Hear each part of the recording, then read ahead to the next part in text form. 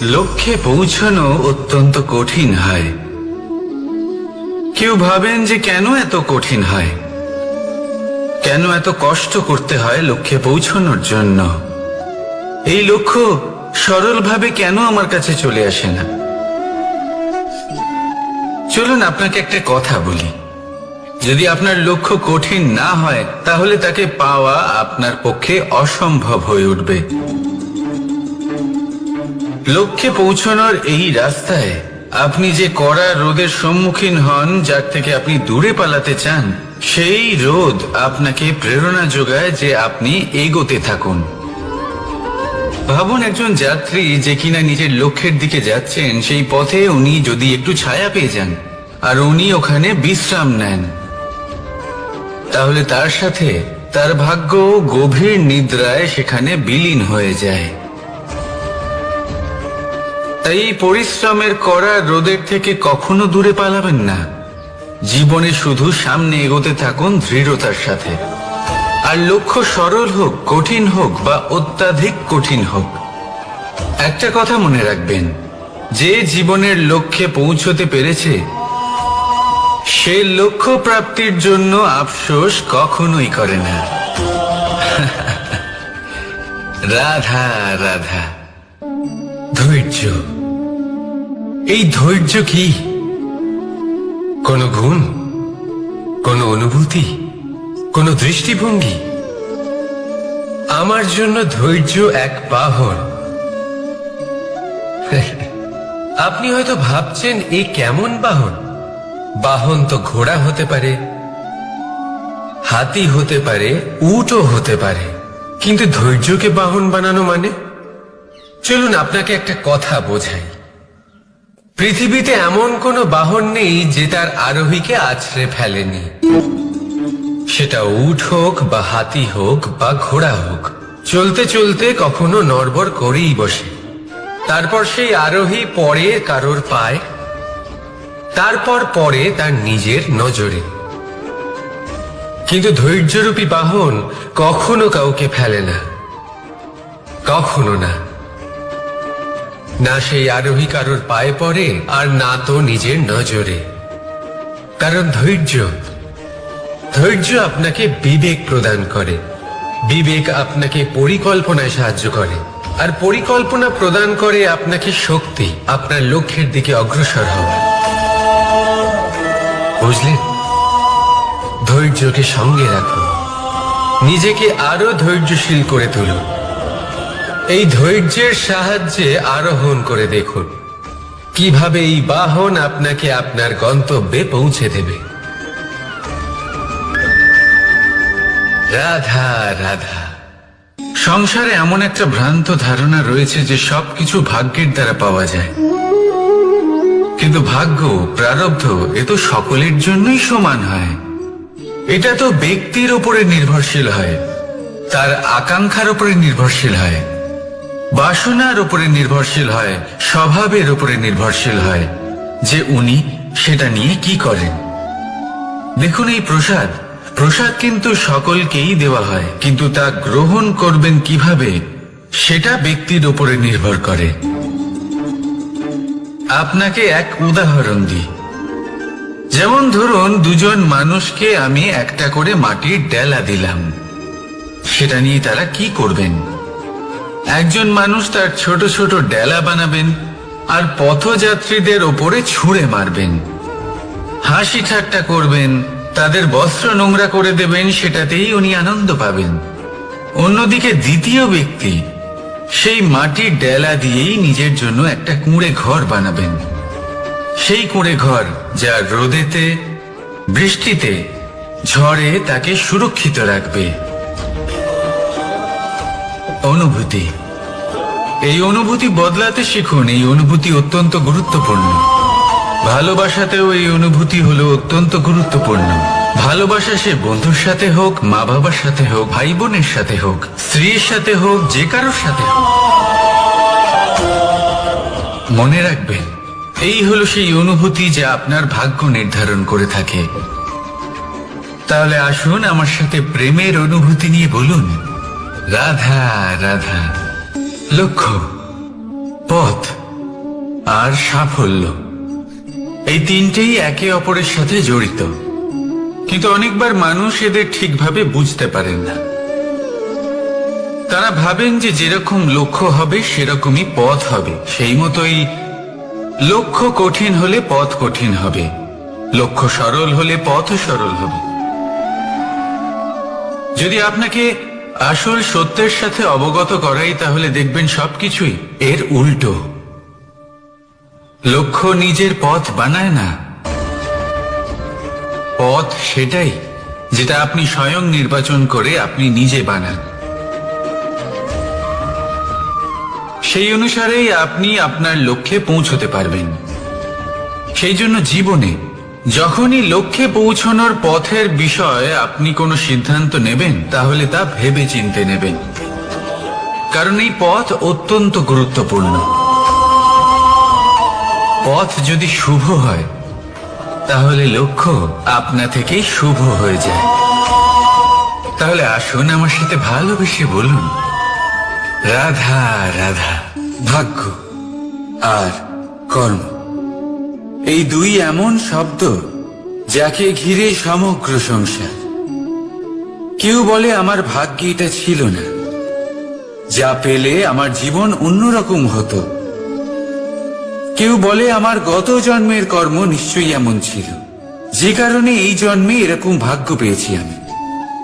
এসব বাদ দিন, আর একবার শান্ত চিত্তে ভাবুন। আপনি বুঝতে পারবেন যে ভাগ্য আর কর্ম এই দুই এই জন্মের।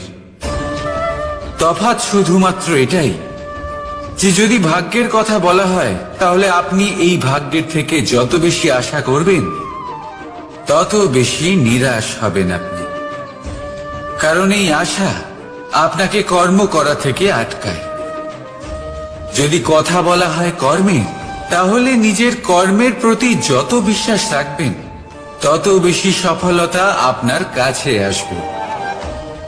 তাই একটা কথা মনে রাখবেন, ভাগ্য আপনার কর্ম নির্ধারণ করে না, কিন্তু আপনার কর্ম আপনার ভাগ্যকে অবশ্যই নির্ধারণ করে। রাধা রাধা। নাম কত সাধারণ একটা বিষয়। প্রত্যেক মানুষ যে জন্ম নেয়, তাকে একটা নাম দেওয়া হয়, যা সে পেয়ে থাকে তার মাতা পিতার দ্বারা, না হলে তার গুরুর দ্বারা, বা কোনো আত্মীয়ের দ্বারা, বা কোনো কাছের মানুষের দ্বারা। এই নামের সাথে সে আস্তে আস্তে বেড়ে ওঠে। কিন্তু এটাই কি সেই নাম? এই নামই কি সবকিছু? কখনোই নয়। একটা নাম সেটা যা আপনি জন্মের সময় লাভ করেন, যে নামে আপনি কর্মের পথে অগ্রসর হন। আরো একটা নাম সেটা যা আপনি আপনার কর্মের দ্বারা অর্জন করেন। আর এই নামেই আপনাকে সবাই যুগ যুগ ধরে মনে রাখে। আপনার আসল নাম সেটা নয় যা আপনাকে জন্মের সময় দেওয়া হয়েছিল। আপনার আসল নাম সেটা যেটা আপনি আপনার কর্ম দ্বারা লাভ করেছেন। কারণ সেই লাভের পেছনে প্রচুর প্রয়াস লুকিয়ে থাকে, অনেক পরিশ্রম লুকিয়ে থাকে।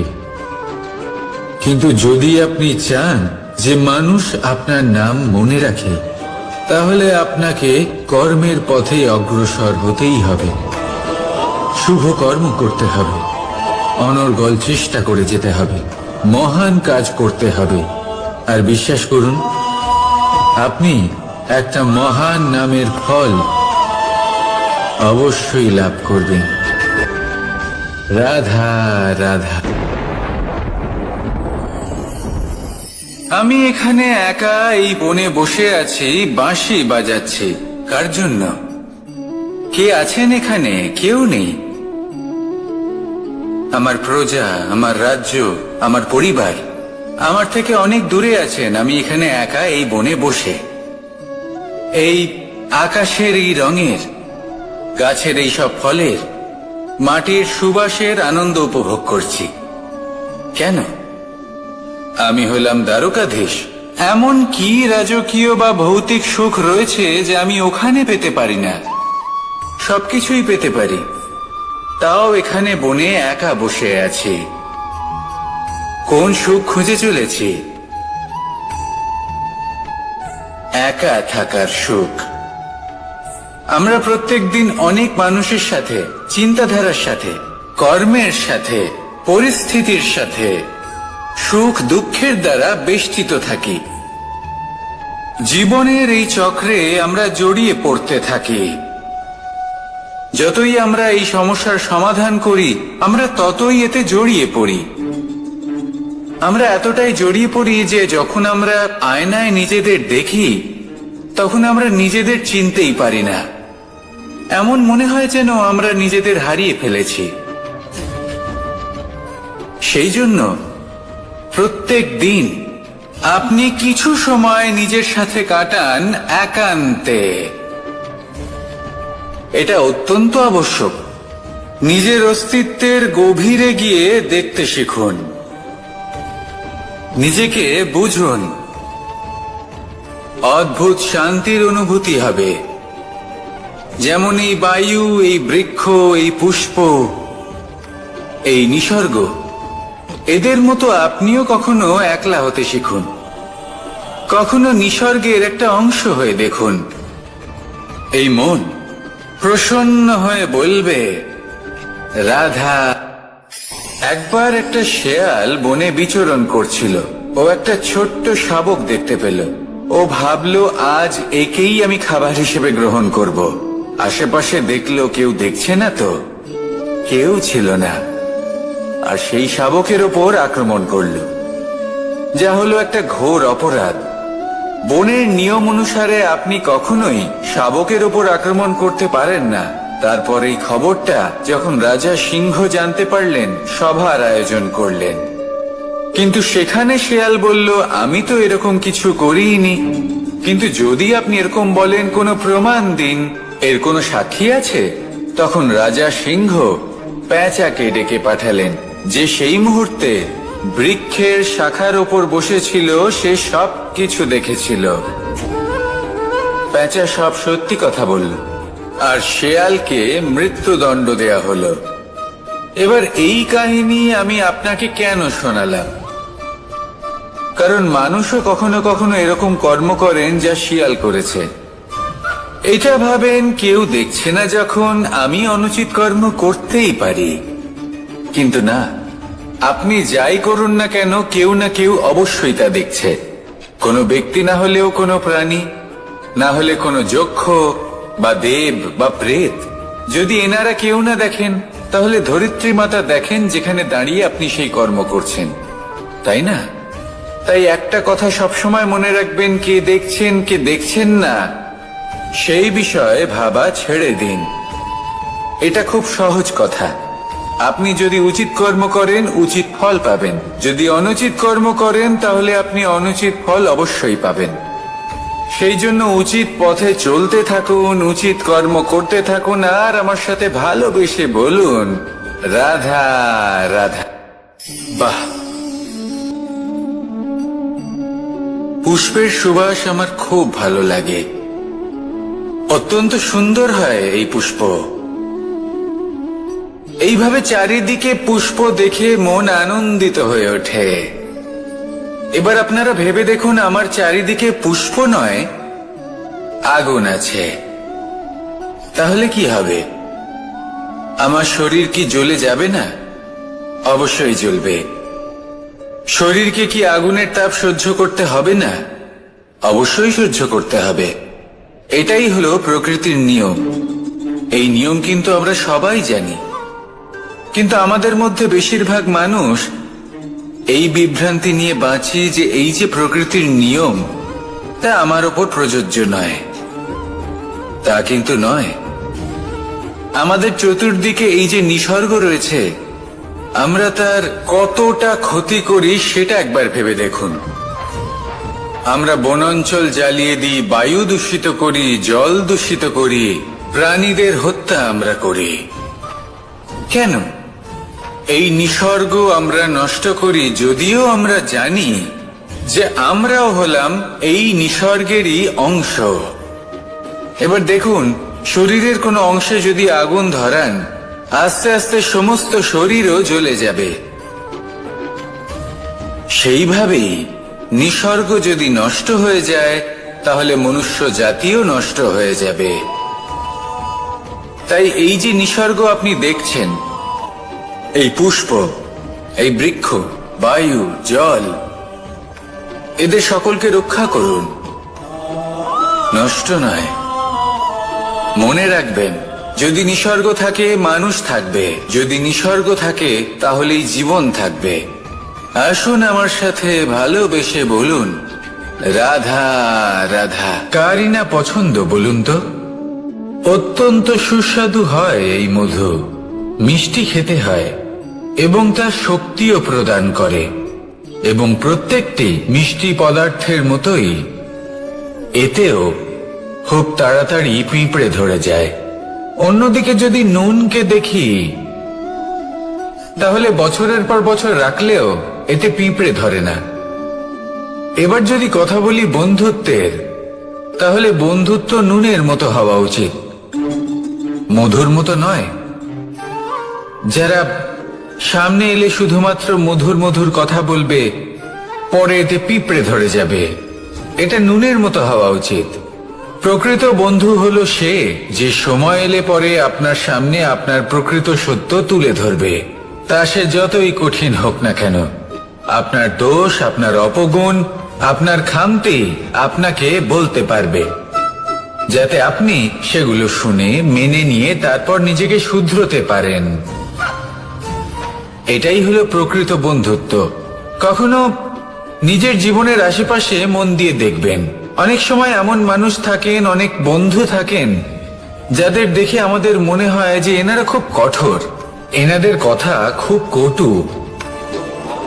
কিন্তু বেশিরভাগ এমন মানুষের মনটা যদি বুঝতে পারেন, তাহলে দেখবেন তাতে কোনো মালিন্য নেই, এনাদের মন অত্যন্ত পবিত্র হয়। যদি আপনার জীবনেও এমন কোনো ব্যক্তি থেকে থাকে, এমন বন্ধু থাকে, তাহলে তাদের আগলে রাখুন আর আমার সাথে ভালোবেসে বলুন, রাধা রাধা। যতক্ষণ আমরা এই সংসারে জীবিত, ততক্ষণ আমাদের সাথে সবকিছু থাকে, আমাদের ধন, সুখ স্বাচ্ছন্দ্য, আমাদের মিত্রগণ, আমাদের পরিবার, এই সমাজ, এই সবকিছু আমাদের সাথে থাকে। যেদিন আমরা এই সংসারকে ত্যাগ করব, এদের মধ্যে কেউ আমাদের সাথে যাবে না, না ধন, না স্বাচ্ছন্দ্য, না সম্পত্তি। এই সকল মানুষ, এই সমাজ, এরা শুধুমাত্রই শ্মশান পর্যন্ত আমাদের সাথে থাকতে পারবেন। তারপরে যদি আমাদের সাথে কিছু যেতে পারে, তাহলে তা শুধুই আমাদের ধর্ম। আর এই সংসারে আমরা নিজেদের যে সুনাম রেখে যাই, সেটা সম্ভব শুধুমাত্র কর্মের দ্বারা। সেই জন্য সংসারে যতদিন পর্যন্ত জীবিত আছেন, যদি কিছু অর্জন করতে চান, তাহলে ধর্ম অর্জন করুন, ধর্মের বিষয়ে স্পষ্টতা অর্জন করুন এবং কর্ম অর্জন করুন। এটাই হবে আপনার অতীত এবং এটাই হবে আপনার ভবিষ্যৎ, এবং এটাই সকলকে প্রেরণা প্রদান করবে। আসুন আমার সাথে ভালোবেসে বলুন, রাধা রাধা। কোনো যাত্রায় যাব বলে মনে করি, তখনই আমরা প্রস্তুত থাকি আসন্ন বিপদের জন্য বা সংকটের জন্য। যেমন যদি আমাদের মনে হয় যে আজকের পরিবেশ খুব ঠান্ডা হবে, তাহলে আমরা গরম বস্ত্র ধারণ করি বা সেটাকে সাথে নিয়ে যাই। যদি মনে হয় যে বৃষ্টি হতে পারে বা বৃষ্টি হয়ে চলেছে, আমরা দেখছি, তাহলে আমরা একটা ছাতা সাথে নিয়ে নিই।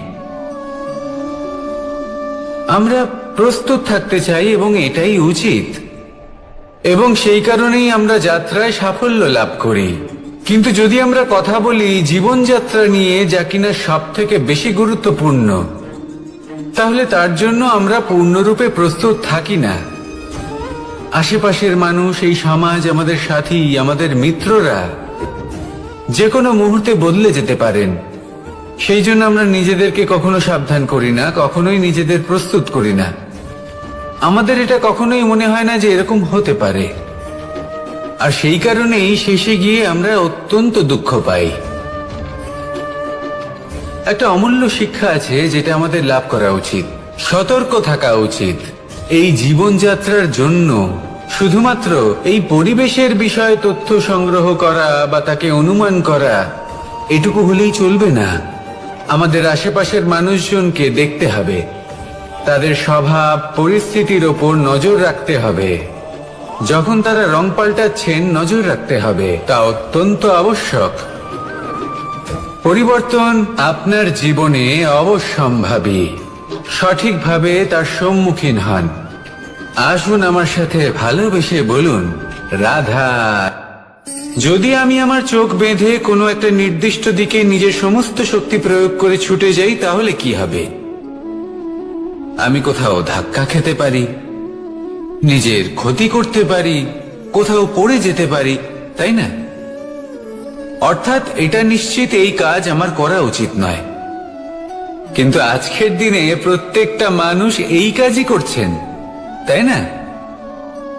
কোনো কাজ করার পূর্বে সেই কাজের বিষয়ে সম্পূর্ণ তথ্য কোথায় সংগ্রহ করছেন? শুধু এটুকু জানেন যে এই কাজটা করলে কত ধন অর্জন করবেন আর কত নাম হবে, আর ব্যাস সামনে এগিয়ে যান। এটা উচিত নয়। পূর্ণরূপে যে কোনো কাজ করার আগেই সেই কাজের বিশ্লেষণ করে নেওয়া উচিত, তা বুঝে নেওয়া উচিত, এবং সেই বিষয়ে অবশ্যই খেয়াল রাখা উচিত যে আপনার শরীর এবং আপনার মন এই কাজ করার জন্য কি প্রস্তুত রয়েছে। যদি তা না হয় তাহলে প্রথমে নিজেকে শুধরে নিন, তারপরে সেই কাজ করুন।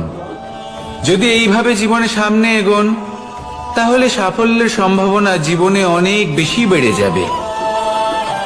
তাহলে এটাই করুন, আর আমার সাথে ভালোবেসে বলুন, রাধা রাধা। দেখতে গেলে এই সংসার বড়ই সুন্দর, কিন্তু আসল সত্যি এটাই যে সংসারে সবকিছু নশ্বর। যেটা কাল ছিল তা আজ নেই, যা আজ আছে তা কাল ছিল না, আর যা আজ আছে তা কালও থাকবে না। প্রত্যেক মানুষকেই যথাসময়ে কালের কাছে মাথা নত করতে হয়। এই রূপের বিনাশ করে বার্ধক্য, প্রাণের বিনাশ করে মৃত্যু, আলস্য, ঈর্ষা ধর্মের বিনাশ করে, আর ক্রোধ বিনাশ করে সম্পর্কে। কিন্তু এরকম একটা অনুভূতি আছে যা একাই সমস্ত গুণ বিনাশ করতে সক্ষম হয়, আর সেটা হলো অহংকার। তাই জ্ঞানকে নিজের কাছে আসতে দিন, কিন্তু অহংকারকে কখনোই নয়।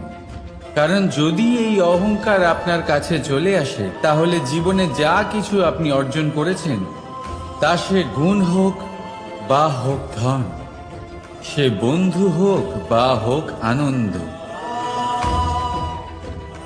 সবকিছু শেষ হয়ে যাবে। রাধা রাধা। এই পাথর দেখতে পাচ্ছেন আপনি? কত গোল, কতটা চকচকে।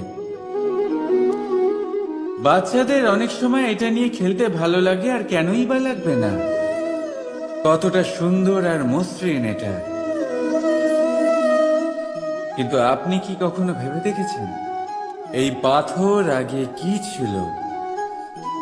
কোনো বিশাল আকার পর্বত, কোনো বিশাল আকার পাথরের একটা বড় ভেঙে যাওয়া অংশ বিশেষ, যেটা কোনোভাবে নদীতে পড়ে নদীর ধারার সাথে বইতে থাকলো, মাটির সাথে ঘর্ষণ হলো, বালির কণার সাথে ঘর্ষণ হতে থাকলো, আর তারপর ধীরে ধীরে এই আকার পেল।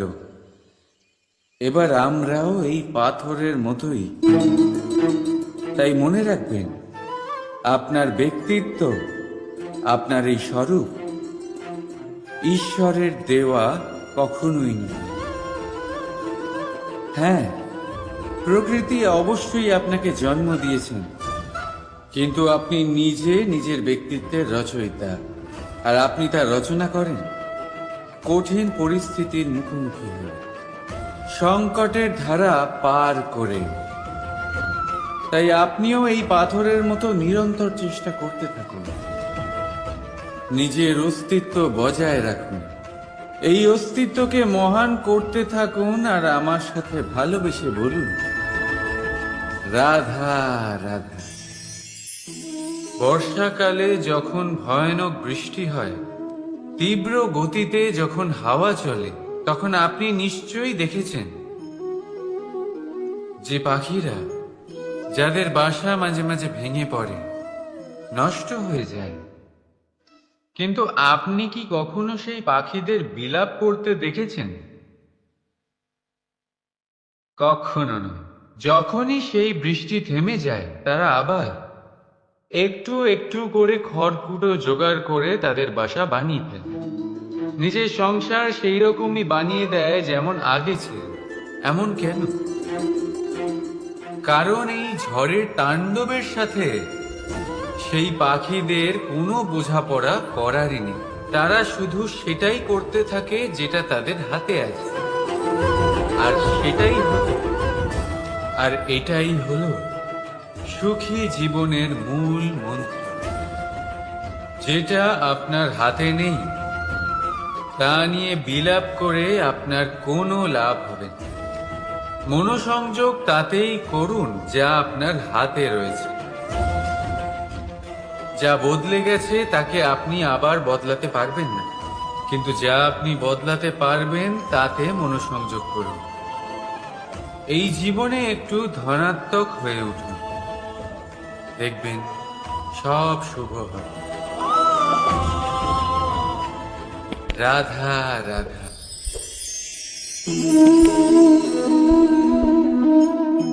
ছোটবেলায় একটা জিনিস আমি কখনো বুঝে উঠতে পারিনি।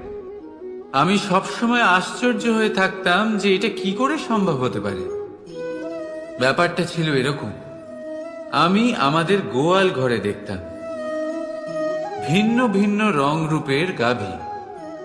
কারোর রং কালো তো কারোর রং সাদা, কেউ খয়েরি তো কারোর রং বাদামি।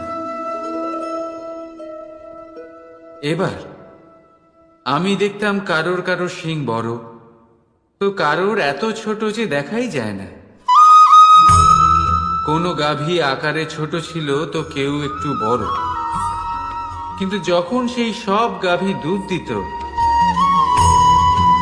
তখন আমি দেখতাম সেই সব দুধ সমান, রং সমান, স্বাদ সমান, গুণও সমান, আর সমান পুষ্টিও। এবার আমি এটা বুঝতে পারতাম না। আমার দৃষ্টিতে তো সমস্ত গাভী আলাদা আলাদা ছিল। আমি ভাবলাম আমি মাকে জিজ্ঞেস করি। মাকে জিজ্ঞেস করলাম। মা আমাকে বললেন, কানাই, রং রূপ পাল্টালেও গাভীদের বাস্তবিকতা তো পাল্টায় না। গাভী তো গাভীই থাকবে। এবার আমি এটা বুঝতে পারি না যে মানুষ এটা আত্মসাৎ কেন করতে পারে না। দেখুন, রং, রূপ, জাত, ধর্ম, ভাষা, এই সবের উপরে হলো মনুষ্যত্ব। আর মনুষ্যত্বের একটাই ধর্ম, আর সেটা হলো প্রেম। তাই এই প্রেম আপনি সকলের সাথে ভাগ করে নিন, প্রেমের সাথে সকলের সেবা করুন। এই মনুষ্যত্বর অমৃত চেখে দেখুন, আর আপনি বুঝে যাবেন যে আমরা কেউ আলাদা আলাদা নই, আমরা সবাই সমান। রাধা রাধা। সাগর, কত বিশাল হয় এই সাগর! কি না করতে পারে এই সাগর! এক মুহূর্তের মধ্যে সব ধ্বংস করে দিতে পারে, প্রলয় ডেকে আনতে পারে, সংসার মুছে ফেলতে পারে। এই সাগর জীবন জ্যোতি নিভিয়ে দিতে পারে। কিন্তু এই সাগর যা মেটাতে পারে না, তা হলো একজন তৃষ্ণার্তের তৃষ্ণা।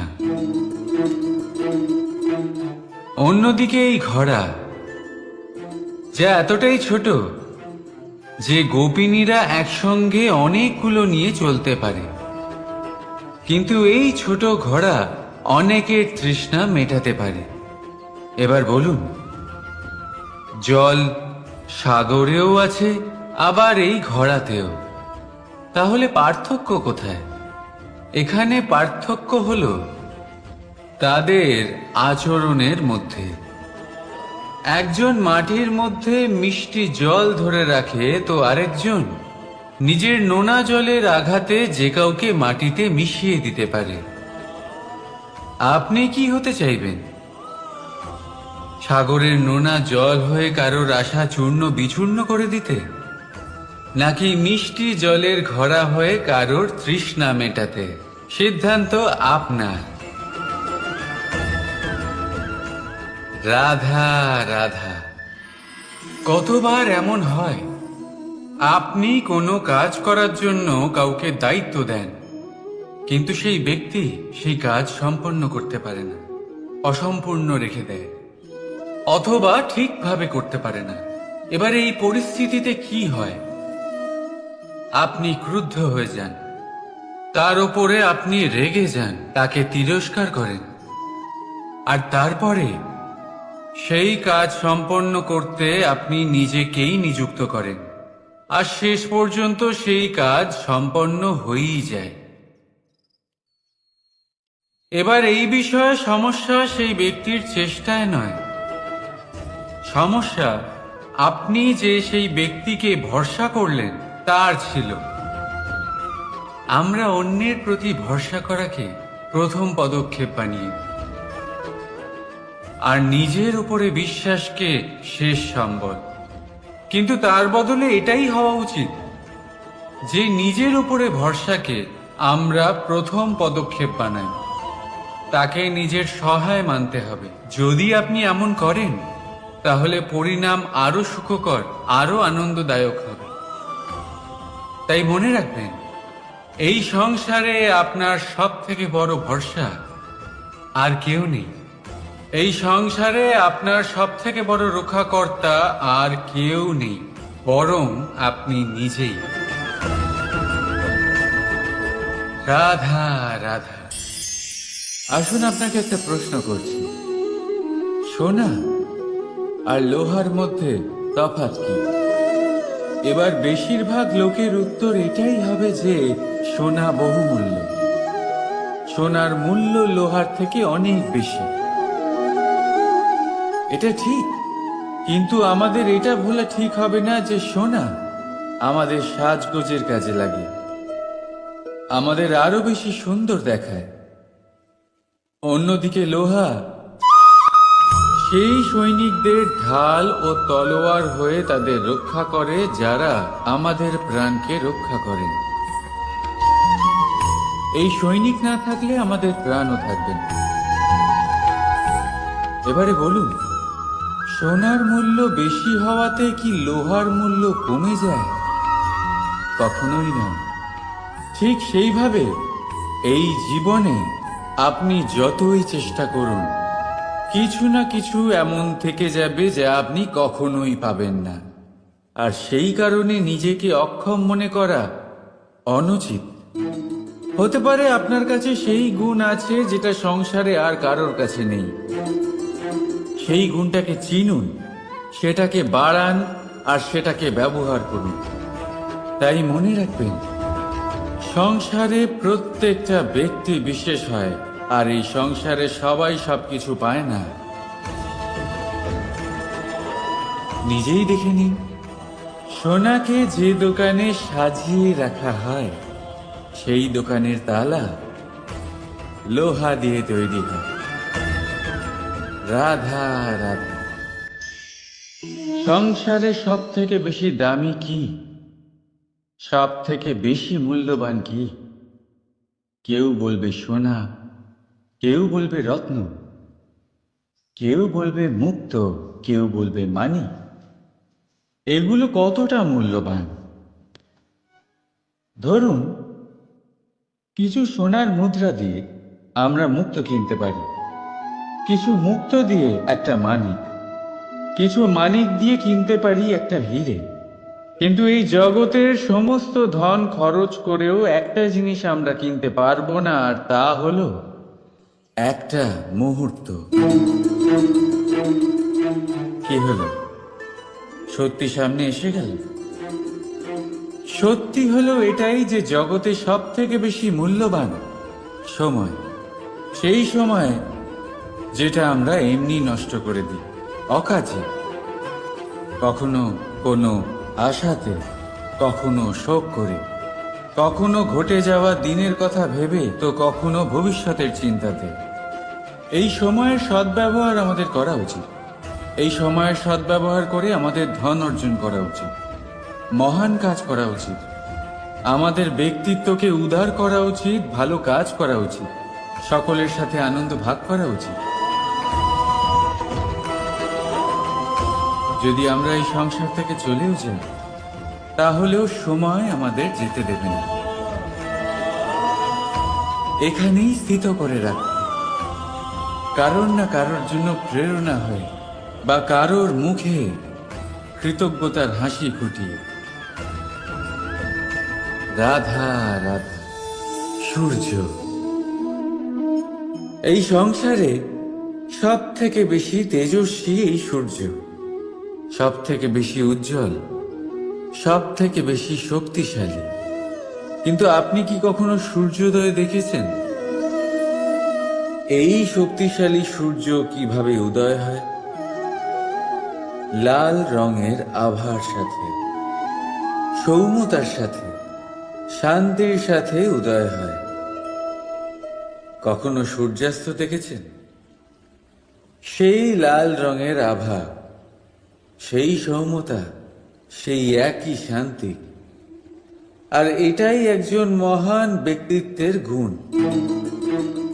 যখন জীবনে উত্থান ঘটে তখনও অহংকার করেন না, সৌম্যতা বজায় রাখেন। আবার যখন জীবনে ক্ষতি হয় তখনও সৌম্যতা বজায় রাখেন। যদি আপনিও চান সূর্যের মতো আপনি সম্মান পাবেন, তাহলে সূর্যের মতন হন। যখন জীবনে আনন্দ আসে, কুশল আসে, তখন সীমা লঙ্ঘন করবেন না। যখন জীবনে দুঃখ আসে, কষ্ট আসে, বিনাশের পথে অগ্রসর হবেন না। সৌম্য থাকুন, শান্ত থাকুন, সূর্যের মতো চকচক করতে থাকুন। কারণ সব মুহূর্তের মতোই এটাও একটা মুহূর্ত। তাতে আপনি আনন্দ লাভ করুন বা পান দুঃখ, এই মুহূর্ত অবশ্যই চলে যাবে। রাধা রাধা।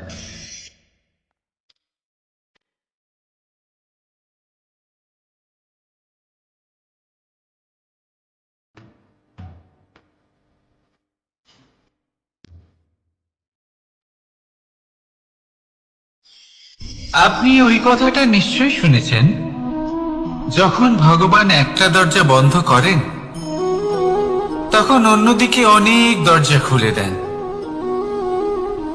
এবার এই দরজা, এই সমস্ত পথ আমরা দেখতে পাই না, অনেক সময় আমরা বুঝতে পারি না, হারিয়ে যায় সব। কখনো কখনো মনে হয় যে এই কথাটাই মিথ্যে, কিন্তু আসলে তা তো নয়। তাহলে হারিয়ে যায় কেন? কারণ আমরা সময় নষ্ট করি এই দরজার দিকে তাকিয়ে থেকে। ভাবি এই বুঝি দরজা খুলবে, এবার দরজা খুলবে। অপেক্ষা করতে করতে আমরা অনেক সময় নষ্ট করে ফেলি। এত সময় নষ্ট করি যে আমরা দেখতে পাই না, খুঁজে পাই না সেই সমস্ত দরজা আর পথ যা আমাদের জন্য খোলা রয়েছে। যদি খুঁজেই না পাই তাহলে তা ব্যবহার করব কি করে? মনে রাখুন, ভগবান সব সময় আমাদের সাথে রয়েছেন, আমাদের সাহায্য করছেন। এই পথ সব সময় আছে, সর্বত্র আছে। দরকার রয়েছে শুধুমাত্র দৃষ্টির, দৃষ্টিভঙ্গি এবং ভাবনা। এই দৃষ্টিকে বিস্তৃত করুন, এই দৃষ্টিভঙ্গিকে ধন্যাত্মক করে তুলুন, আর এই ভাবনা, এর সীমা একটু বাড়িয়ে তুলুন। তারপর দেখবেন সব খুঁজে পাবেন। আসলে কি, এই যে ঈশ্বর, এই যে পরমাত্মা, তা আমাদের সাথে রয়েছে, আমাদের মনের মধ্যে রয়েছে। যিনি তাকে মন থেকে চাইবেন তিনি তাকে মনের মধ্যে অবশ্যই খুঁজে পাবেন। যদি উনি মন থেকে চান পথ খুঁজে পেতে, তাহলে তিনি অবশ্যই পথ খুঁজে পাবেন। তাহলে আসুন আমার সাথে ভালোবেসে বলুন, রাধা রাধা। ভয়ের সাথে আমরা সবাই পরিচিত, কষ্টও আমরা সবাই পেয়েছি। কখনো কখনো আমরা অসুস্থ হয়ে পড়ি, আর এমন সময় হলে মাতার মমতা, কখনো বাবার স্নেহ, কখনো বন্ধুদের পাশে থাকার অনুভূতি আমাদের রোগ নিরাময়ে সাহায্য করে। কখনো যদি আমরা নিরাশ হয়ে পড়ি, তখন যদি আমাদের কোনো আপনজন আমাদের দুটো ভালো কথা বলে, তখন আমাদের মনোবল বেড়ে যায়। ঠিক তেমন সংসারের এই রঙ্গমঞ্চে যদি আপনি পীড়িত অনুভব করেন, কিছু শুভ কথা আলোচনা করুন, কিছু স্তুতি গান করুন, কিছু মুহূর্তের জন্য হলেও নিজের ইষ্টদেবের কথা স্মরণ করুন আর প্রার্থনা করুন। সাহস বাড়বে, শক্তিও বৃদ্ধি পাবে এবং সামনে এগিয়ে চলার পথও দেখতে পাবেন। তখন এই মন প্রসন্ন হয়ে বলবে, রাধা রাধা।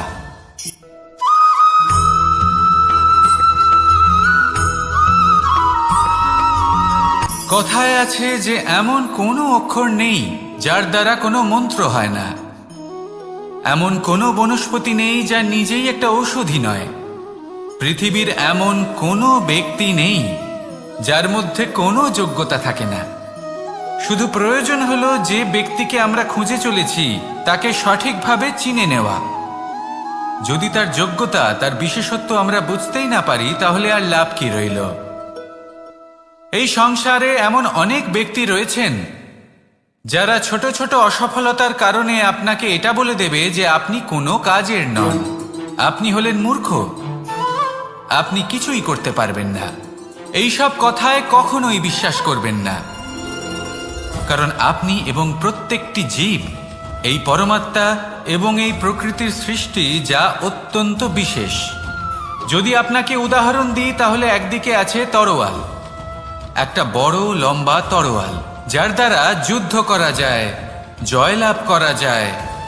আর অন্যদিকে রয়েছে একটা ছোট্ট সূচ, কিন্তু যে কাজ একটা ছোট্ট সূচ করতে পারে তা একটা তরোয়াল দ্বারা সম্ভব নয়। এর অর্থ হলো এটাই যে প্রত্যেকটা রচনা অত্যন্ত অমূল্য এবং অত্যন্ত বিশেষ হয়। তাহলে বিশ্বাস রাখুন যে আপনি অত্যন্ত বিশেষ একজন, আর প্রেমের সাথে বলুন, রাধা রাধা।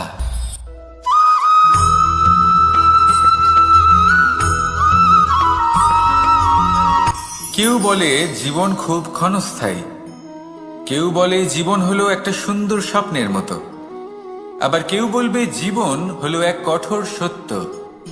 কিন্তু জীবন আসলে কি? জীবন হলো আপনারই প্রতিবিম্ব, একটা দর্পণ।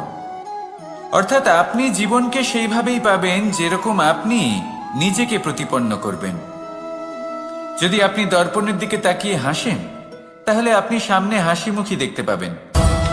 এবার যদি আপনি গম্ভীর হয়ে থাকেন, তাহলে আপনি একজন রুষ্ট ব্যক্তি দেখতে পাবেন। শেষে সবথেকে বেশি গুরুত্বপূর্ণ হলো আপনার চেষ্টা। আপনাকে সবসময় চেষ্টা করতে হবে যাতে আপনি নিজেকে প্রসন্ন এবং ইতিবাচক মনোভাবে রাখেন। এটা হলো আপনারই উত্তরদায়িত্ব, তাকে পালন করুন। এই মনকে প্রসন্ন রাখুন, এই সংসারকে সুন্দর বলে মনে হবে। আর এই মন প্রসন্ন হয়ে বলবে, রাধা রাধা।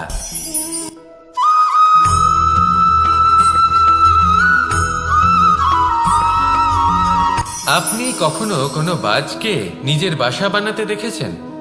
এই বাজ যখনই কোনো বাসা বানায়, তখন উঁচু গাছের ডালে বা কোনো পর্বতের শিখরে বাসা বানায়, অনেক উচ্চতায়। আর সেখানে তার সন্তানও জন্মগ্রহণ করে। যখন এই সন্তানেরা জন্মায়, তখন এই বাজ খুবই ভালোবেসে এবং খুব সাবধানে এদের পালন পোষণ করে।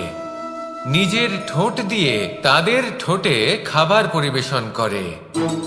কিন্তু যেই সেই সন্তানেরা হৃষ্টপুষ্ট হয়ে যায় এবং সেই কথা বাজ নিজে বুঝতে পেরে যায়, সেই বাজ নিজেই সেই বাসা ছিন্ন ভিন্ন করে দেয়। সেই সন্তান যাদের সবেমাত্র ডানা গজিয়েছে, কিভাবে উড়তে হয় তারা জানে না, সেই সন্তানগুলিকে উচ্চতা থেকে ঠেলে দেয়। সেই সন্তান প্রথমে ভয়ভীত হয়ে যায়। তারা সামনে মৃত্যুকে দেখতে পেয়ে ভয়ের কারণে তাদের ডানা ঝাপটাতে থাকে, আর সেই প্রক্রিয়াতেই সেই সন্তানগুলি উড়তে শুরু করে দেয়। এবার এই ঘটনায় আমরা কি শিক্ষা পেতে পারি? এটাই, যদি আপনি মাতা পিতা হন তাহলে নিজের সন্তানকে অবশ্যই স্নেহ করুন, কিন্তু তাদেরকে নিজের আঁচলের তলায় বেঁধে রাখবেন না। যদি আপনি চান আপনার সন্তান জীবনে উন্নতি করুক, তাহলে নিজের মুঠো থেকে তাদের স্বতন্ত্র করে দিন, এই সংসারে সংঘর্ষ করতে দিন।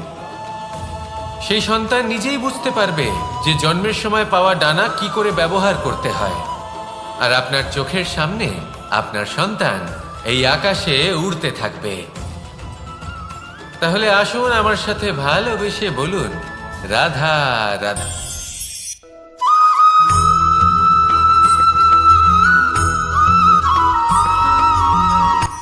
এই সংসারে সাফল্য লাভ করার জন্য জ্ঞানের প্রয়োজন হয়, পরিশ্রমের প্রয়োজন হয়, দৃঢ় নিষ্ঠার প্রয়োজন হয়, নিরন্তর চেষ্টা করা প্রয়োজনীয়। কিন্তু আরো কিছু আছে যা অত্যন্ত প্রয়োজনীয় এবং গুরুত্বপূর্ণ। তা হলো ভালো বন্ধু। তাদের থাকা অত্যন্ত প্রয়োজনীয়। যদি ভালো বন্ধু থাকে তাহলে সময় এলে তারা ঢাল হয়ে আপনাকে সুরক্ষা করবেন। সময় এলে অস্ত্রের মতো শত্রুকে সংহারও করবেন। যদি তিনি জ্ঞানী হন, তাদের মধ্যে সদ্গুণ থাকে, তাহলে এই সব গুণ আপনার মধ্যেও প্রবেশ করবে। তাহলে সাফল্যের জন্য ভালো বন্ধু পাওয়া অত্যন্ত প্রয়োজনীয়। কিন্তু শুধু বন্ধু কেন, ভালো শত্রুও থাকা প্রয়োজনীয়। এবার আপনি ভাববেন, এ আমি কি বললাম? যদি আপনার জীবনেও ভালো অর্থাৎ শক্তিশালী শত্রু থাকে, তাহলে আপনিও শক্তিশালী হতে থাকবেন। এই শত্রু আপনাকে প্রেরিত করবে আরো বেশি শক্তিশালী হয়ে ওঠার। কখনো কোনো হরিণকে দেখুন, তীব্র গতিতে দৌড়তে থাকে। কেন তীব্র গতিতে দৌড়য়? এই কারণে নয় যে কোথাও তার জন্য মধুর ঘাস অপেক্ষা করে রয়েছে, না। সে এই কারণে তীব্র গতিতে দৌড়য় কারণ সেটা না করলে তার পেছনে একটি সিংহ আছে যে ওকে নিজের ভোজন করে ফেলবে। তাই জীবনে বিপদ, সংকট, এই সব কিছুও হলো অত্যন্ত গুরুত্বপূর্ণ।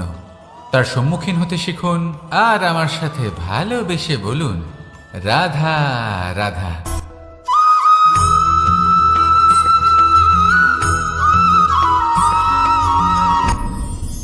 আপনি কি কখনো কোনো জলের ধারা দেখেছেন?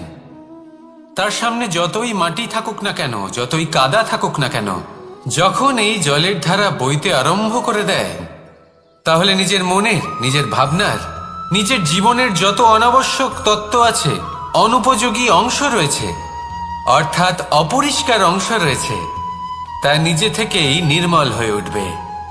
আর যেরকম জলের ধারা কখনো থেমে থাকে না, সব সময় বয়ে চলে, সেইভাবে আপনিও কখনোই থামবেন না। সবসময় বয়ে চলুন, এগোতে থাকুন।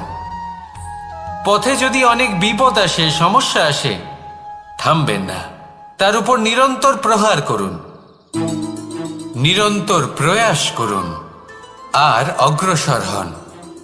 আপনি ভেবে দেখুন, এই জলের ধারা কখনো থেমে থাকে না, সবসময় বয়ে চলে, বিপদের সম্মুখীন হয়ে তাকে সাথে বয়ে নিয়ে চলে। সেই জন্য জলের ধারা, প্রবাহমান এই ধারা, এর থেকে কখনো দুর্গন্ধ আসে না, এতে কখনো ময়লা জমতে পারে না, বরং পালিত হয় সুন্দর প্রাণবন্ত জীবজন্তু, যেমন সুন্দর ছোট মাছ। তাই আপনিও এটাই করুন, কখনো থামবেন না, শুধু চলতে থাকুন, জলের ধারার মতো বইতে থাকুন। আপনি আপনার লক্ষ্য অবশ্যই খুঁজে পাবেন, আর তার সাথে নিজের অন্তরের যে মালিন্য রয়েছে তা আপনি নিজেই নিজের থেকে দূরে করে দেবেন। তাহলে আসুন আর আমার সাথে ভালোবেসে বলুন, রাধা রাধা।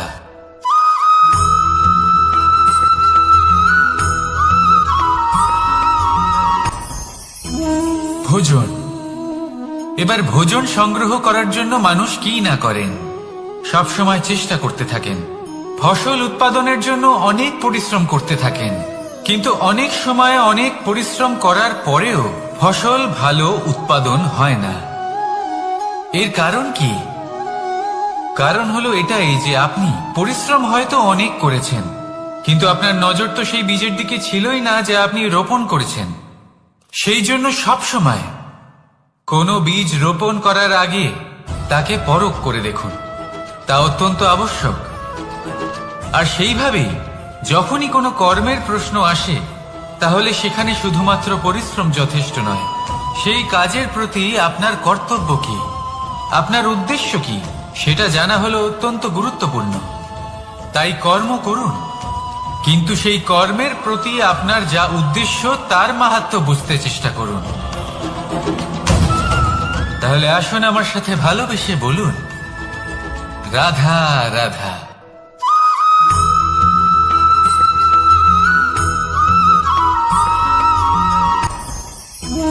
ভোজন। এবার ভোজন সংগ্রহ করার জন্য মানুষ কি না করেন, সব সময় চেষ্টা করতে থাকেন। ফসল উৎপাদনের জন্য অনেক পরিশ্রম করতে থাকেন, কিন্তু অনেক সময় অনেক পরিশ্রম করার পরেও ফসল ভালো উৎপাদন হয় না। এর কারণ কি? কারণ হলো এটাই যে আপনি পরিশ্রম হয়তো অনেক করেছেন, কিন্তু আপনার নজর তো সেই বীজের দিকে ছিলই না যে আপনি রোপণ করেছেন। সেই জন্য সবসময় কোনো বীজ রোপণ করার আগে তাকে পরখ করে দেখুন, তা অত্যন্ত আবশ্যক। আর সেইভাবেই যখনই কোনো কর্মের প্রশ্ন আসে, তাহলে সেখানে শুধুমাত্র পরিশ্রম যথেষ্ট নয়। সেই কাজের প্রতি আপনার কর্তব্য কি, আপনার উদ্দেশ্য কি, সেটা জানা হলো অত্যন্ত গুরুত্বপূর্ণ। তাই কর্ম করুন, কিন্তু সেই কর্মের প্রতি আপনার যা উদ্দেশ্য তার মাহাত্ম্য বুঝতে চেষ্টা করুন।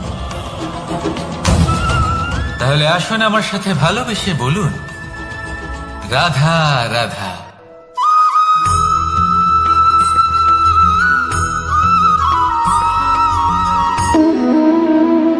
সম্পর্ক হলো আমাদের জীবনের একটি আধার। কিছু সম্পর্ক এমন যা আমরা জন্মসূত্রে লাভ করি, যেমন পরিবার, মা, বাবা। কিছু সম্পর্ক আছে যা আমরা জীবনে অর্জন করে থাকি, তা সে প্রেমের হোক, স্নেহের হোক বা বন্ধুত্বের। এই সকল সম্পর্ক লাভ করার বা গড়ে তোলার 5টি ধাপ রয়েছে। প্রথম ধাপ, কোনো ব্যক্তির সাথে আলাপ হওয়া, তার সাথে কথা বলা বা তাকে দেখা। দ্বিতীয় ধাপ, সে ব্যক্তিকে আমাদের ভালো লাগা। তৃতীয় ধাপ, আমাদের এটা চাইতে শুরু করা যে জীবনে এই ব্যক্তি যেন আমাদের বন্ধু হন, আমাদের জীবনে থাকেন, বা আমাদের কাউকে ভালোবেসে ফেলা। আর এটা আমাদের ভাবা বা চাওয়া যে সেই ব্যক্তি যেন আজীবন আমার সাথে থাকেন, আমার জীবনে আমার সাথী হয়ে। চতুর্থ ধাপ, লাভ করা। এবার এই ধাপটি অনেক মানুষের পক্ষেই খুবই সরল হয়, বড়ই সরলভাবে নিজেদের সঙ্গীকে লাভ করে থাকেন। কিছু মানুষের জন্য এই ধাপ অত্যন্ত কঠিন হয়ে থাকে। অনেক প্রতিকূল পরিস্থিতির উপর জয়লাভ করে তারা সঙ্গীকে লাভ করেন, কিন্তু লাভ অবশ্যই করেন। এরপরে আসে পঞ্চম, অন্তিম এবং সব থেকে গুরুত্বপূর্ণ ধাপ। সেটা হলো সেই সম্পর্ক পালন করা। এটা হলো এমন এক বিষয় যা প্রত্যেক মানুষের শেখা উচিত। যদি ব্যক্তি নিজের জীবনে সম্পর্ক রক্ষা করতে শিখে যান, তবে প্রত্যেক সম্পর্ক তার জীবনকে স্বর্গ করে তুলবে। আসুন আর আমার সাথে ভালোবেসে বলুন, রাধা রাধা।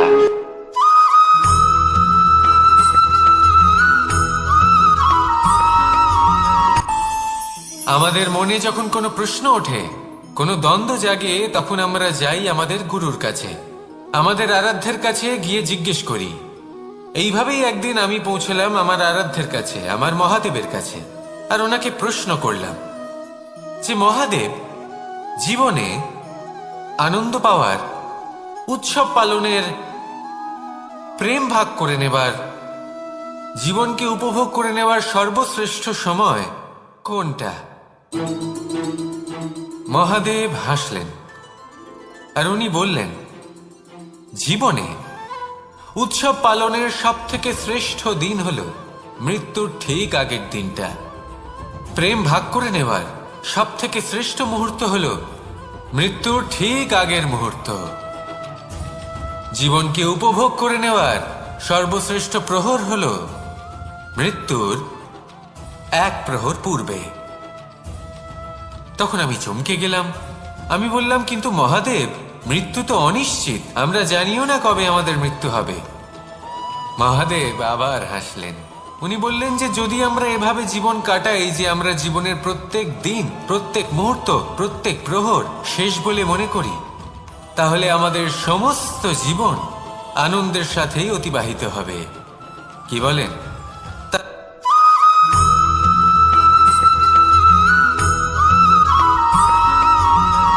এই সংসারে কোনো বস্তু হোক বা ব্যক্তি হোক, তার একার গুরুত্ব কিন্তু খুব বেশি নয়।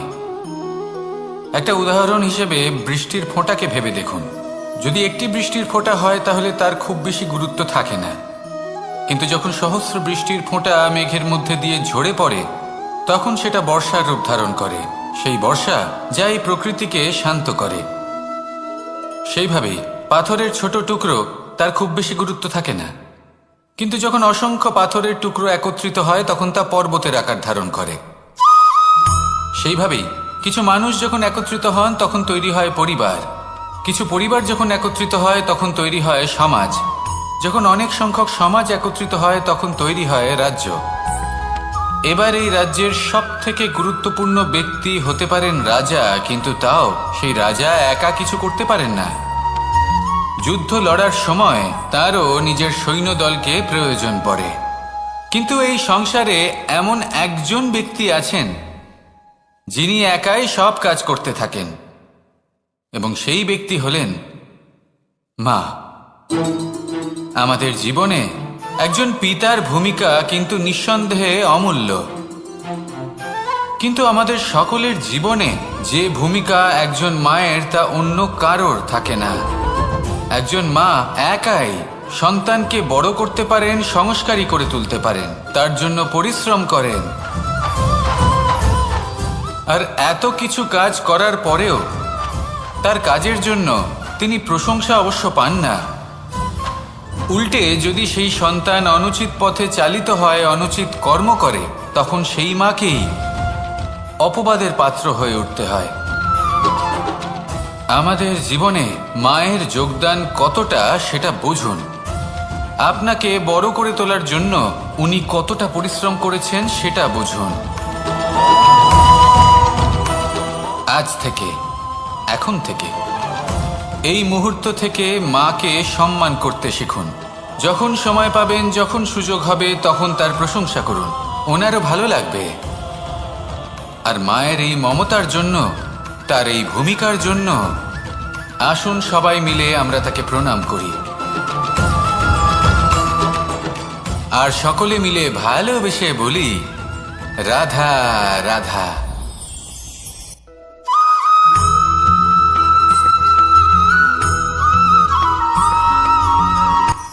এই সংসারে সাফল্য লাভ করার জন্য জ্ঞানের প্রয়োজন হয়, পরিশ্রমের প্রয়োজন হয়, দৃঢ় নিষ্ঠার প্রয়োজন হয়, নিরন্তর চেষ্টা করা প্রয়োজনীয়। কিন্তু আরো কিছু আছে যা অত্যন্ত প্রয়োজনীয় এবং গুরুত্বপূর্ণ। তা হলো ভালো বন্ধু। তাদের থাকা অত্যন্ত প্রয়োজনীয়। যদি ভালো বন্ধু থাকে তাহলে সময় এলে তারা ঢাল হয়ে আপনাকে সুরক্ষা করবেন। সময় এলে অস্ত্রের মতো শত্রুকে সংহারও করবেন। যদি তিনি জ্ঞানী হন, তাদের মধ্যে সদ্গুণ থাকে, তাহলে এই সব গুণ আপনার মধ্যেও প্রবেশ করবে। তাহলে সাফল্যের জন্য ভালো বন্ধু পাওয়া অত্যন্ত প্রয়োজনীয়। কিন্তু শুধু বন্ধু কেন, ভালো শত্রুও থাকা প্রয়োজনীয়। এবার আপনি ভাববেন, আমি কি বললাম? যদি আপনার জীবনেও ভালো অর্থাৎ শক্তিশালী শত্রু থাকে, তাহলে আপনিও শক্তিশালী হতে থাকবেন। এই শত্রু আপনাকে প্রেরিত করবে আরো বেশি শক্তিশালী হয়ে ওঠার। কখনো কোনো হরিণকে দেখুন, তীব্র গতিতে দৌড়তে থাকে। কেন তীব্র গতিতে দৌড়য়? এই কারণে নয় যে কোথাও তার জন্য মধুর ঘাস অপেক্ষা করে রয়েছে, না। সে এই কারণে তীব্র গতিতে দৌড়য় কারণ সেটা না করলে তার পেছনে একটি সিংহ আছে যে ওকে নিজের ভোজন করে ফেলবে। তাই জীবনে বিপদ, সংকট এই সব কিছুও হলো অত্যন্ত গুরুত্বপূর্ণ। তার সম্মুখীন হতে শিখুন আর আমার সাথে ভালোবেসে বলুন, রাধা রাধা।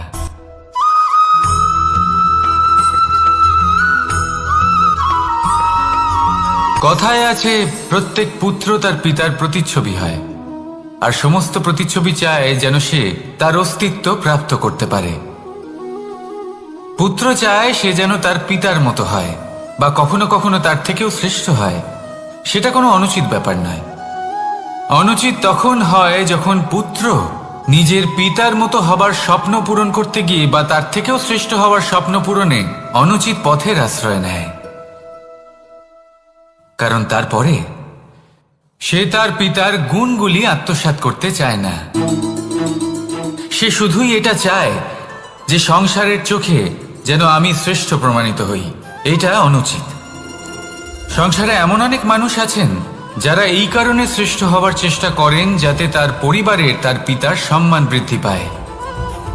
এমনও মানুষ থাকেন, আর এটাই হলো পার্থক্য উদ্দেশ্যের। মনে রাখবেন, যদি আপনার উদ্দেশ্য শুভ হয় তাহলে পথও শুভ হবে, যদি আপনার উদ্দেশ্য অশুভ হয় তাহলে পথও অশুভ হবে। তাহলে নিজের পিতার মতো হবার চেষ্টা অবশ্যই করুন, তার থেকেও শ্রেষ্ঠ হওয়ার চেষ্টা অবশ্যই করুন, কিন্তু মনে রাখবেন আপনার সংকল্প আর আপনার উদ্দেশ্য এই দুই শুভ হওয়া উচিত। তাহলে আসুন আর আমার সাথে ভালোবেসে বলুন, রাধা রাধা।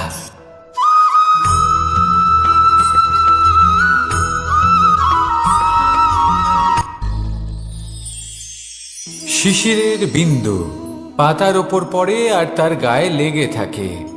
পাতা তাকে শুষে নিতে পারে না, আর শেষ পর্যন্ত সে ঝরে পড়ে যায়। অন্যদিকে রয়েছে মেঘ এবং চাতক। এদের মধ্যে অনেক দূরত্ব থাকে। মেঘ থাকে আকাশে আর চাতক থাকে ধরিত্রীতে। কিন্তু যখন এই মেঘ থেকে বৃষ্টি ঝরে পড়ে, এই চাতক কিন্তু সেই জলই পান করে, নয়তো সে তৃষ্ণার্ত থেকে যায়। এবার অন্যদিকে দেখলাম শিশির বিন্দু আর পাতার এই সম্পর্ক। এরা খুব কাছাকাছি থাকে, ঘনিষ্ঠও থাকে। অন্যদিকে রয়েছে মেঘ এবং চাতকের সম্পর্ক, যাদের মধ্যে অনেক দূরত্ব থাকা সত্ত্বেও তারা খুব ঘনিষ্ঠ, তাই না? এই সারমর্ম খুব সরল। এই নৈকট্য, এই দূরত্ব, তা আপনার সম্পর্কে প্রভাব কিছুতেই ফেলতে পারে না। এই নৈকট্য, এই দূরত্ব, এসব হলো শুধুমাত্র মনের ব্যাপার। কখনো আপনি অনুভব করেছেন আপনি কারোর থেকে অনেক অনেক দূরে আছেন, অনেক দূরে আছেন, তাও সেই ব্যক্তির প্রতি আপনি টান অনুভব করেন। সেখানে আপনি কারোর সাথে প্রত্যেক দিন অতিবাহিত করেন, সমস্ত জীবন অতিবাহিত করেন, সব থেকে বেশি সময় তার সাথে অতিবাহিত করেন, তাও তার প্রতি সেই টান অনুভব করেন না। এই সংকেত হলো মনের দূরত্বের। তাহলে মনের এই দূরত্ব দূর করুন আর আমার সাথে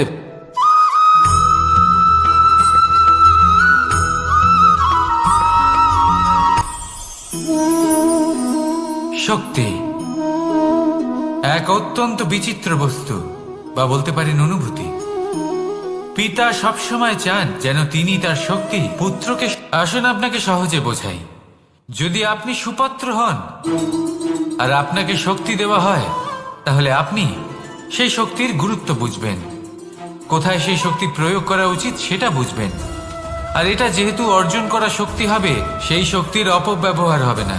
কিন্তু যদি এই আপনি কুপাত্র হন আর যদি আপনাকে এই শক্তি দেওয়া হয়, তাহলে কি হবে? দেখতে গেলে এই শক্তি আপনি দান হিসেবে পেয়েছেন, তাই না? আপনি এই শক্তির গুরুত্ব বুঝবেন আর না এর প্রয়োগ আপনি জানবেন। তার অপব্যবহার হওয়া সুনিশ্চিত। তাই যদি আপনি কোনো শক্তি অর্জন করতে চান, তাহলে আগে তার যোগ্য হয়ে উঠুন। পুত্র নয়, পাত্র হয়ে উঠুন। আর আমার সাথে ভালোবেসে বলুন, রাধা রাধা।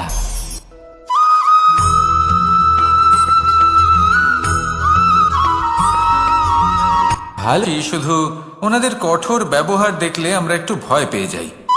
এবার ওনাদের এই কঠোর ব্যবহার আমাদের ভালো না লাগলেও অত্যন্ত আবশ্যক, কারণ মাতার থেকে আমরা যে শক্তি লাভ করি তা যেন নিয়ন্ত্রণ হারিয়ে বিধ্বংসী না হয়ে ওঠে। আমরা যেন কোনো কুপথে না চলে যাই, আমরা কখনো যেন দোষ না করে ফেলি। শুধু সেই জন্য পিতা এবং গুরু একটু কঠোর হয়ে ওঠেন, এবং ওনাদের এই কঠোর আচরণ ভবিষ্যতে গিয়ে আমরা অবশ্যই বুঝতে পারি। জীবনে কিছু বছর আমরা এগিয়ে যাই আর তারপর আমরা বুঝতে পারি যে বাবা এবং গুরু আমাদের যথেষ্ট ভালোবাসতেন, কিন্তু ওনাদের ভালোবাসার বহিঃপ্রকাশ আলাদা। প্রয়োজনীয় হলো এটা দেখার, এটা বোঝার যে শুরু থেকে আমাদের প্রতি ওনাদের আচরণ কেমন ছিল। ওনাদের কঠোর হওয়ার পেছনে ওনাদের ভালোবাসাটা বোঝার চেষ্টা করুন, ওনাদের চিন্তাটা বোঝার চেষ্টা করুন, ওনাদের পথপ্রদর্শনের আড়ালে আপনার ভবিষ্যতের জন্য যে পরিকল্পনা ওনারা করেছেন সেটা বোঝার চেষ্টা করুন। তখন আপনারা বুঝতে পারবেন ওনাদের ভালোবাসাকে। আপনার মনের মধ্যে আপনা থেকেই ওনাদের প্রতি সম্মান জেগে উঠবে। নিজের পিতা এবং নিজের গুরু এই দুজনের প্রতি কৃতজ্ঞতা প্রকাশ করুন আর আমার সাথে ভালোবেসে বলুন, রাধা রাধা।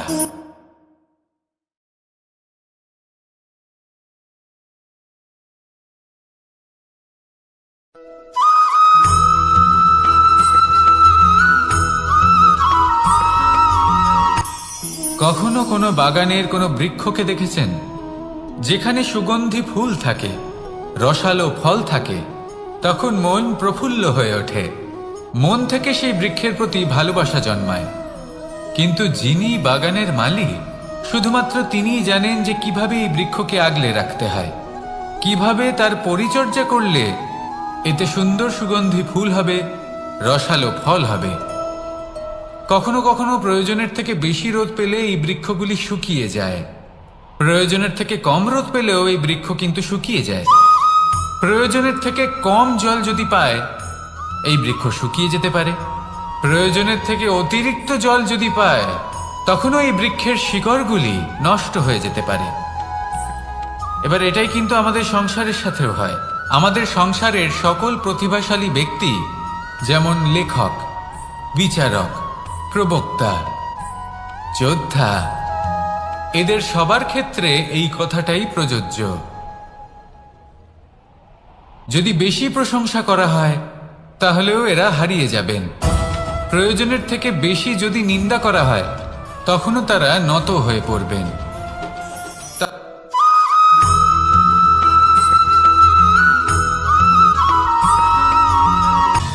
সময়, জীবন, কাল, দেখতে গেলে এই তিনটি শব্দ একটি শব্দেরই সমার্থক শব্দ মনে হয়, কিন্তু এই শব্দগুলির অর্থ কি সমান? কখনোই নয়। হ্যাঁ, এই সময় চলতে থাকে, জীবন চলতে থাকে, কালচক্র চলতে থাকে। এই সময় কেটে যায়, কিন্তু এই জীবন, একে যাপন করতে হয়। কি বলেন? এই জীবনে কিছু করুন বা কিছু না করুন, জীবন এমনি কেটে যাবে, আপনি জানতেও পারবেন না। কিন্তু সেটা আমাদের উদ্দেশ্য নয়, একে যাপন করতে হবে। এই জীবনে প্রেরণা পেতে শিখুন, প্রেরণা দিতে শিখুন, আহ্বান গ্রহণ করতে শিখুন, আহ্বান জানাতে শিখুন, মহান কাজ করতে শিখুন, ধন্যাত্মক বোধ জাগিয়ে তুলুন। জীবন অতিবাহিত করার অর্থ কি তা আপনি শিখে যাবেন, কারণ সময় কেটে যায়, সমস্ত যুগ কেটে যায়, কিন্তু জীবনের রীতি জীবন কাটিয়ে দেওয়া নয়, জীবন যাপন করা। এই জীবন সম্পূর্ণরূপে অনুভব করতে হবে, নতুন পথ বানাতে হবে। এবারে যদি এই জীবন বাঁচার সময় একবার ভেবে দেখুন, যদি মনে প্রেম থাকে, সদ্ভাবনা থাকে, তাহলে কি হবে? এই জীবনকে বাঁচার অনুভূতিটাই অন্যরকম হয়ে যাবে, একটা আনন্দময় অনুভূতি লাভ করবেন। তাহলে এটাই করুন আর আমার সাথে ভালোবেসে বলুন, রাধা রাধা।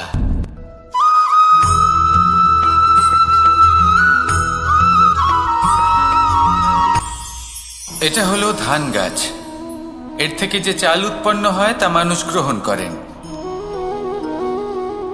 আর এটা কি? এ হলো জংলি ঘাস। একবার ভেবে দেখুন, যদি এই জংলি ঘাস ধান গাছের আশেপাশে থাকে তাহলে কি হবে? ধান উৎপন্ন হতে পারবে? তা উৎকৃষ্ট হতে পারবে? আমরা কি তা গ্রহণ করতে পারবো? কখনোই নয়। এই জংলি ঘাস ধানকে নষ্ট করে দেবে, কিন্তু নিজে জীবিত থাকবে। এটাই হলো আজকের শিক্ষা। এই সংসারে যদি আপনি নীতির পথে চলতে চান, উচিত কর্ম করতে চান, সংসারকে সেবা করতে চান, তাহলে জংলি ঘাসের মতো ব্যক্তিদের থেকে সবসময় দূরে থাকতে হবে। সেই ব্যক্তি যারা দুর্নীতি এবং মিথ্যা দ্বারা পরিপূর্ণ, যাদের ব্যবহার অশুভ, যাদের অনেক অশুভ গুণ রয়েছে, তারা সঠিক নয়। সেই সকল ব্যক্তি যাদের চরিত্র অত্যন্ত দুষ্ট হয়, তারা হয় শুভ চরিত্রের ব্যক্তিকে একদম নষ্ট করে দেয়, নয় নিজের মতো বানিয়ে তোলে। তাই যদি আপনি নীতির পথে চলতে চান, এই সংসারের জন্য শুভ কর্ম করতে চান, তাহলে সেই সঙ্গ লাভ করুন যে সঙ্গ জ্ঞানে পরিপূর্ণ, যাদের মধ্যে অনেক গুণ আছে, যাদের থেকে প্রতিদিন কিছু শিখতে পারবেন। এমন ব্যক্তির সাথে জীবন অতিবাহিত করুন, দুরাচারীদের থেকে দূরে থাকুন। তবেই এই মন প্রসন্ন হয়ে বলবে, রাধা রাধা।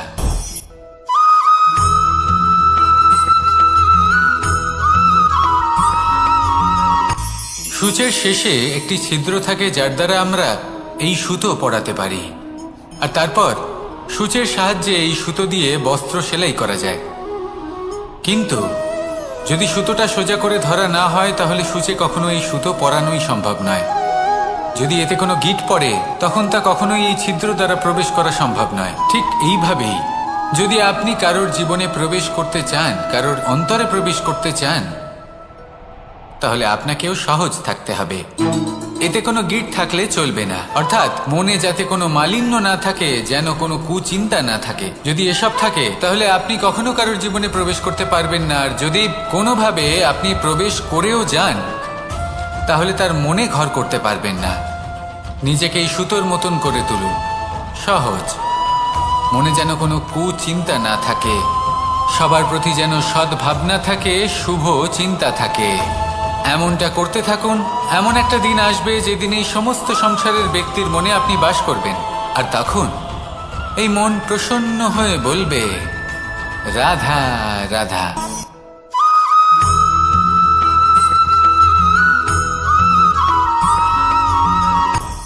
আপনি কখনো পর্বতের শিখরে উঠেছেন?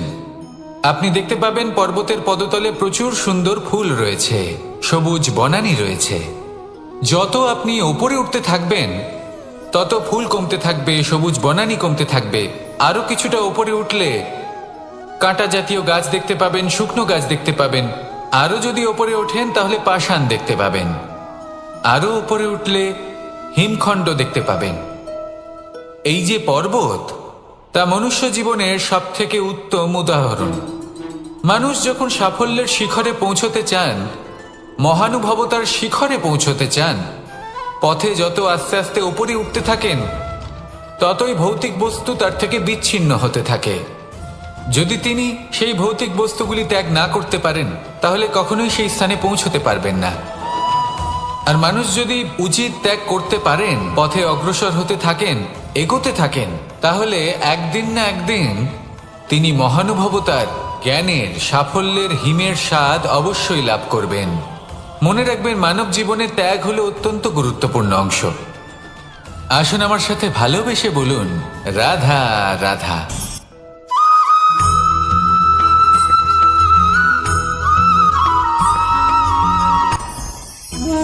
ভোজন। এবার ভোজন সংগ্রহ করার জন্য মানুষ কি না করেন, সব সময় চেষ্টা করতে থাকেন।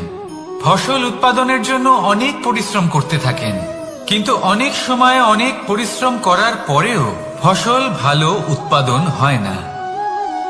এর কারণ কি? কারণ হলো এটাই যে আপনি পরিশ্রম হয়তো অনেক করেছেন, কিন্তু আপনার নজর তো সেই বীজের দিকে ছিলই না যা আপনি রোপণ করেছেন। সেই জন্য সব সময় কোনো বীজ রোপণ করার আগে তাকে পরখ করে দেখুন, তা অত্যন্ত আবশ্যক। আর সেইভাবেই যখনই কোনো কর্মের প্রশ্ন আসে, তাহলে সেখানে শুধুমাত্র পরিশ্রম যথেষ্ট নয়, সেই কাজের প্রতি আপনার কর্তব্য কি, আপনার উদ্দেশ্য কি, সেটা জানা হলো অত্যন্ত গুরুত্বপূর্ণ। তাই কর্ম করুন, কিন্তু সেই কর্মের প্রতি আপনার যা উদ্দেশ্য তার মাহাত্ম্য বুঝতে চেষ্টা করুন। তাহলে আসুন আমার সাথে ভালোবেসে বলুন, রাধা রাধা।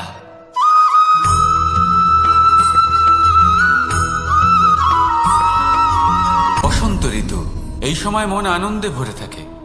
এমন মনে হয় যেন আমরা আকাশে বিচরণ করতে চলে যাই, কিন্তু সেটা তো সম্ভব নয়। সেই জন্য হয়তো আমরা ঘুড়ি ওড়াই, এই ঘুড়িকে নিজেদের প্রতিরূপ মনে করে।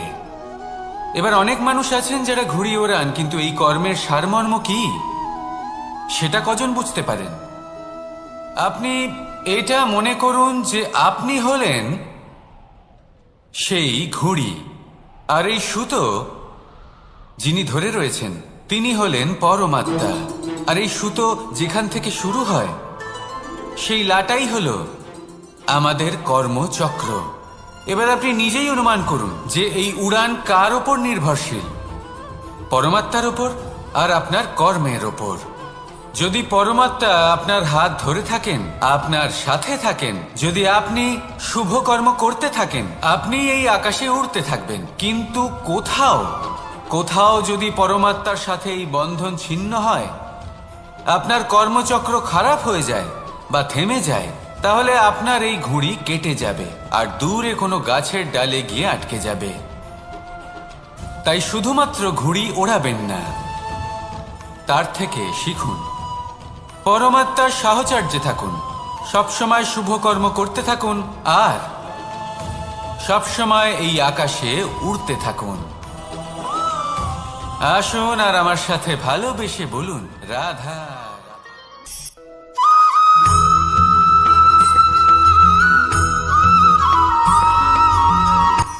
এই সংসারে সাফল্য লাভ করার জন্য জ্ঞানের প্রয়োজন হয়, পরিশ্রমের প্রয়োজন হয়, দৃঢ় নিষ্ঠার প্রয়োজন হয়, নিরন্তর চেষ্টা করা প্রয়োজনীয়।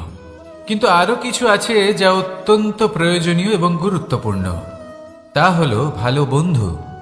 তাদের থাকা অত্যন্ত প্রয়োজনীয়। যদি ভালো বন্ধু থাকে তাহলে সময় এলে তারা ঢাল হয়ে আপনাকে সুরক্ষা করবেন। সময় এলে অস্ত্রের মতো শত্রুকে সংহারও করবেন। যদি তিনি জ্ঞানী হন, তাদের মধ্যে সদ্গুণ থাকে, তাহলে এই সব গুণ আপনার মধ্যেও প্রবেশ করবে। তাহলে সাফল্যের জন্য ভালো বন্ধু পাওয়া অত্যন্ত প্রয়োজনীয়। কিন্তু শুধু বন্ধু কেন, ভালো শত্রুও থাকা প্রয়োজনীয়। এবার আপনি ভাববেন, এ আমি কি বললাম? যদি আপনার জীবনেও ভালো অর্থাৎ শক্তিশালী শত্রু থাকে, তাহলে আপনিও শক্তিশালী হতে থাকবেন। এই শত্রু আপনাকে প্রেরিত করবে আরো বেশি শক্তিশালী হয়ে ওঠার। কখনো কোনো হরিণকে দেখুন, তীব্র গতিতে দৌড়তে থাকে। কেন তীব্র গতিতে দৌড়য়? এই কারণে নয় যে কোথাও তার জন্য মধুর ঘাস অপেক্ষা করে রয়েছে, না। সে এই কারণে তীব্র গতিতে দৌড়য় কারণ সেটা না করলে তার পেছনে একটি সিংহ আছে যে ওকে নিজের ভোজন করে ফেলবে। তাই জীবনে বিপদ, সংকট, এই সব কিছুও হলো অত্যন্ত গুরুত্বপূর্ণ। তার সম্মুখীন হতে শিখুন আর আমার সাথে ভালোবেসে বলুন, রাধা রাধা।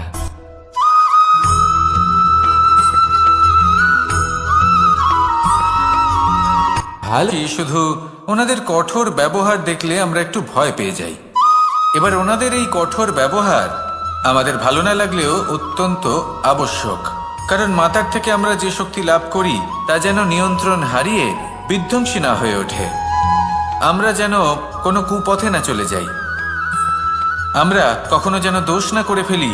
শুধু সেই জন্য পিতা এবং গুরু একটু কঠোর হয়ে ওঠেন, এবং ওনাদের এই কঠোর আচরণ ভবিষ্যতে গিয়ে আমরা অবশ্যই বুঝতে পারি। জীবনে কিছু বছর আমরা এগিয়ে যাই আর তারপর আমরা বুঝতে পারি যে বাবা এবং গুরু আমাদের যথেষ্ট ভালোবাসতেন, কিন্তু ওনাদের ভালোবাসার বহিঃপ্রকাশ আলাদা। প্রয়োজনীয় হলো এটা দেখার, এটা বোঝার যে শুরু থেকে আমাদের প্রতি ওনাদের আচরণ কেমন ছিল। ওনাদের কঠোর হওয়ার পেছনে ওনাদের ভালোবাসাটা বোঝার চেষ্টা করুন। ওনাদের চিন্তাটা বোঝার চেষ্টা করুন। ওনাদের পথপ্রদর্শনের আড়ালে আপনার ভবিষ্যতের জন্য যে পরিকল্পনা ওনারা করেছেন সেটা বোঝার চেষ্টা করুন। তখন আপনারা বুঝতে পারবেন ওনাদের ভালোবাসাকে। আপনার মনের মধ্যে আপনা থেকেই ওনাদের প্রতি সম্মান জেগে উঠবে। নিজের পিতা এবং নিজের গুরু এই দুজনের প্রতি কৃতজ্ঞতা প্রকাশ করুন আর আমার সাথে ভালোবেসে বলুন, রাধা রাধা।